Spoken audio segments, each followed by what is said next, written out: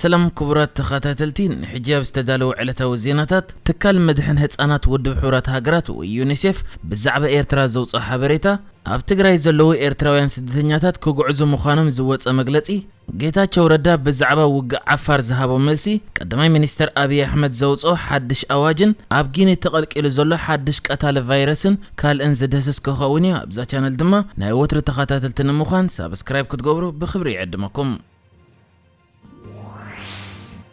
تكال هتصانات ودب حورات هاجرات ويونيسيف ناي إيرترا ناي لوما عمد فرق عمد صبصاب زرقيحو ابتحجي يونيسيف زرقيحو زلت صبصاب كا اتتكال ناب إيرترا أبور حربعته 1,343,000 500 زبصح قلعو نفس مكلخال كوتري زحجز كتابت كم زبصحه ابتي تحط تبصحنا زلو كبابيتات كا 10,530 زبصح كتابت نتحت خلت عمد قلعو كم زختبه قلص انكلو اتتكال جنا اتنا إيرترا انفرو اتياب عمد كهلو زلو باجت كم زيبولي تزاريبو ابت حجي بيونيسيف تزرقيح زلو صبصاب كا انفر إيرترا زخونه يونيسيف ناي 10 بشوعته $1,000,000 حجز كم زحاتته كابز جنا ات 31 مئتاوي طراي كاب حجزته هاجرات كمص انكلو ات 10 $1,000,000 زبصح 69 مئتاوي جنا كساب حجي كم زي تمال زلو يافليتو يونيسيف ابز صبصابو كور حدا كساب ورح 6 كم بعل جابان عباي بريطانيان ايرلاندن زامسلا سباو حجز زهبا هاجرات ناي إيرترا يونيسيف حجزات كم زبركتا بزخ أمزجانا كم زجب اندحر محبر حجنا ناي 69 جاجز تفترة ناي باجت حصرات كم زلوي قريزو إذا اندحر زي تمالي أخا كم تزدله ناستات 40 شومن تنشحن شومن تميتن هتصانات إيرترا زجبرو حجزات حصرات مازاو مجبي كومون 900 حجوز زنبرم تحط من نبرة زلهم سدرابيتات كم تزدلك حجز كم زي كل أفريقيو أبتتصابص أبو قليزو زركب بجكازي يونيسيف أب قداي كورونا عمل كيتو أب إيرترا زجبرون زجبرا زلن حجزاتون ملوء صبصاب زرقيح الله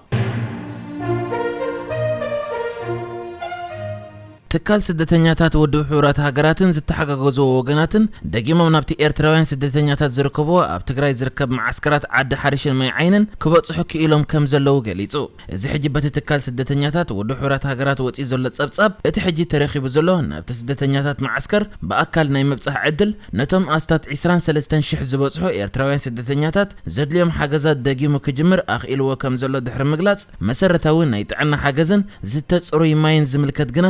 ጸገማት አቦቶ ከም ዘሎ ሓቢሩ እትትካል ኣብ ተጸብጻቡ ወሲኹ ነቶም ኣብ ዓዲ ሓሪሽን ማይ ዓይንን ዘለዎ ስደተኛታት ናብቲ ኣብ ክልል ኣምሓራ ደባት ኣብ ዝበሃል ዓዲ ተዳሊ ዘሎ ካብቲ ሕጂ ዘለዎ معسكرات ናይ ትግራይ ኣብ ናይ 135 ኪሎ ሜትር ርሕቀት ዝርከብ ሓድሽ معسكر ንምስጋር ውሕስ መንገዲ ክኽፈተሉ ሓቲትሎ እዚ ናይ ስደተኛታት ትካል ውድብ ሕቡራት ሃገራትን ናይ ኢትዮጵያ ናይ ስደተኛታት ኣጀንስን ዝኾነ ኣራኻ ነቲ ሓድሽ ኣብ ክልል ኣምሓራ ዝተሃንጸ معسكر ስደተኛታት ክገብርዎ ዝጸንሑ ምውዳት ተፈጺሙ ከም ዘሎ ድሮው ናብቲ معسكر ካብ ትግራይ ዝተሰጋገሩ 126 ኤርትራውያን ስደተኛታት ኣትዮም ከም ዘለው ብሕጂውን እቶም ተሪፎም ዘለው ኤርትራውያን ስደተኛታት ናብቲ ኣብ ክልል ኣምሓራ ዝርከብ معسكر ስደተኛታት ንምስጋር ጸጥትኡ ውሕስ ዝኾነ መንገዲ ክኽፈትዮም ጻውዒት ኣቕሪቦም ዘለው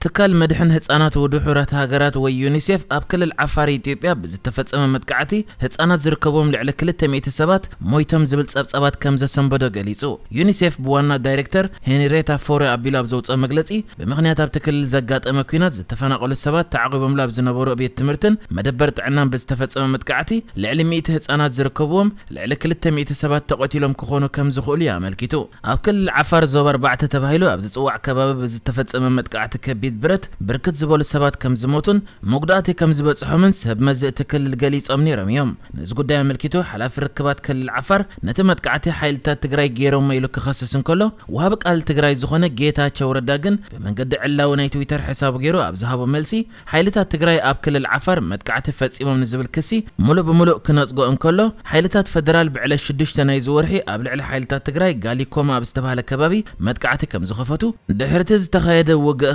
ሓይልታት ፌደራል ንጽጉማት ዝተዳለወ ቀረብ ዝሓዘ መኻዚኖታት መንግስቲ ኣቃጺሎም ከም ዝኸዱን እዩ ጌታቸው ረዳ ነቲ ዝነበረ መቀጻል መኻዚኖታት በሓይልታት ፌደራል ተገይሩ ክብል ከሲስ ዘሎ እዚ ከምዚ ኢሉ እንከሎ ድማ ምስቲ ኣብ ትግራይ ዘሎ ኩነታት ብዝተሓዝ ቀዳማይ ሚኒስተር ኢትዮጵያ አብይ አሕመድ በመንገዲ ቤት ጽሕፈት ገይሩ ኣውጪው ኣብ ዘሎ ሓድሽ መግለጺ ኣዋጅ ናይ ኩናት ድሕሪ ምእዋጁ ሰራዊት ፌደራልን ናይ ክልል ሓይልታትን ምልሻታትን ናይ ሓይልታት ትግራይ ክገጥሙ ተኣዚዞም ከም ዘለው ድሕሪ ምሕባር ኩሉ ንውትድርና ዝበቅዕ ዕድመን ኣካልን ዘለዎ ኢትዮጵያዊ ናብ ሰራዊት ፌደራል ወይ ናብ ናይ ክልል ሓይልታት ወይ ምልሻታት ክጥርነፍ ጻውዒት ኣቕሪብሎ ነቶም ንውትድርና ዘይበቕዑ ድማ ሰለይቲ ኸይኣቱ ዓዶም ክሕልው ሰራዊት ፌደራል ድማ ክድግፉ ጻውዒት ኣቕሪቡ ንናይ ፖለቲካ ኣክቲቪስትን ደረፍትን ማዕከና ዜና ከኣ ሓገዞም ክበርክቱውን ጻውዒት ኣቕሪብሎ በዚ ኸ ኣብይ ኣሕመድ ሕጂ እውን ደጊሙ ኣዋጅ ናይ ኩናት እዩ ዘርጊሑ ዝርከብ ከም ዝፍለጥ ሓይልታት ትግራይ ኣብ ዝሓለፈ መዓልታት ኣብ ከተማ ወልድያን ከባቢያን ኣብ ሓያል ውግእ ተጸሚዶም ድሕሪ ምጽናሕ ናብ ደሴ ኣብ ዝወስድ መንገዲ ኣብ ከባቢ ውጫለ ዝርከበ ዓድታት ሒዞም ከም ዘለው ይጽብጽብ ኣሎ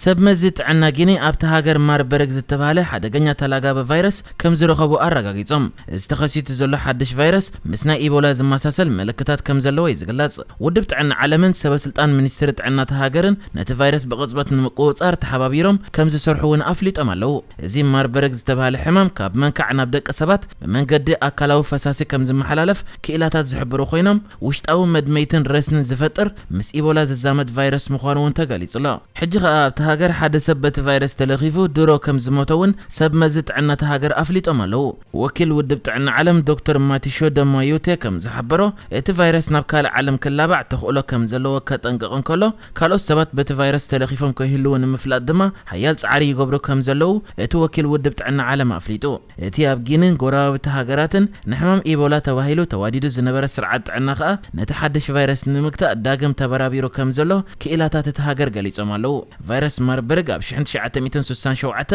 ኣብ ቤት ፈተነ ጀርመን ንመጀመርያ እዋን ከም ዝተረኣየ ተመራመርቲ እዮም ዝሕብሩ እዚ ቫይረስ እዚ ካብ ኡጋንዳ በዚ ቫይረስ ተለኺፈን በዝመጻእ እህባይ ናብቶም ኣብቲ ቤት ፈተነ ዝነበሩ ተመራመርቲ ከም ዝሓለፈን ብኡ ኣቢሉ እውን ከም ዝተላብዐን እዮም ጸብጻባት ዝሕብሩ